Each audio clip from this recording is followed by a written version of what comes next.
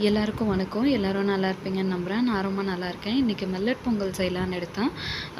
1 tumbler வந்துட்டு குதிரைவாலி அரிசி எடுத்திருக்கேன். அதுக்கு 1/4 பங்கு வந்துட்டு பாசிப்பருப்பு எடுத்திருக்கேன்.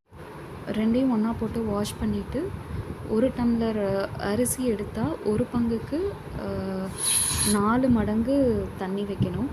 ஸோ நான் ஒரு கப் அரிசி 1/4 கப் பருப்பு எடுத்திருக்கேன். ஸோ 1 கப்புக்கு 4 கப் தண்ணி, அப்புறம் 1/4 கப் பருப்புக்கு 1 டம்ளர் தண்ணி அப்படின்ட்டு 5 டம்ளர் தண்ணி வச்சுருக்கேன். ஸோ தண்ணியில் வந்துட்டு தண்ணி கொதித்ததும் இப்போ நான் வந்துட்டு வாஷ் பண்ணி வச்சுருந்த அரிசி பருப்பை அது உள்ளே சேர்த்துட்றேன்.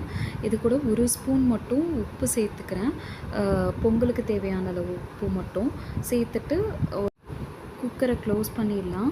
வெயிட் போட்டுட்டு அதுக்கப்புறம் 5 விசில் வரணும். 5 விசிலுக்கு மேலே மில்லட் வெந்தால் கூழ் மாதிரி ஆகிடும். ஸோ இப்போ ஆஃப் பண்ணிட்டேன்.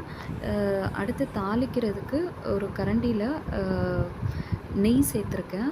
அதில் வந்துட்டு 1 டேபிள் ஸ்பூன் ஜீரகம், 1 டேபிள் ஸ்பூன் மிளகு, அப்புறம் கொஞ்சம் முந்திரி, ஒரு 1/2 இன்ச் இஞ்சி வந்துட்டு ரொம்ப குட்டியாக வெட்டிட்டு, அது கருவேப்பிலை, இது எல்லாத்தையும் சேர்த்துட்டு வதக்கிட்டு ஆஃப் பண்ணதுக்கப்புறமா பெருங்காயம் சேர்த்துக்கணும். ஸோ ப்ரெஷர் அடங்குறதுக்குள்ளேயே இந்த எல்லாமே பண்ணிடலாம்.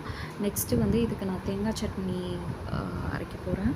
தேங்காய், கடலை, கொஞ்சோண்டு இஞ்சி, ஒரு பச்சை மிளகா வச்சுருக்கேன், அப்புறம் உப்பு சேர்த்துட்டு தேவையான கன்சிஸ்டன்சிக்கு அரைச்சி எடுத்துக்கலாம். இப்போது பொங்கல் ப்ரெஷர் அடங்கினதும் ஓப்பன் பண்ணி தாளித்ததை அதில் கொட்டிடலாம்.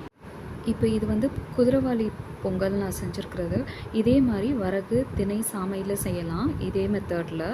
குதிரைவாலியில் அயன், ஃபைபர், மெக்னீஷியம் சத்து ரொம்பவே அதிகம்.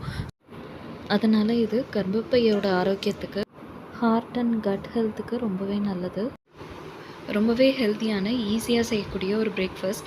நீங்களும் ட்ரை பண்ணிவிட்டு எப்படி இருந்ததுன்னு கமெண்ட்டில் சொல்லுங்கள். தேங்க்யூ.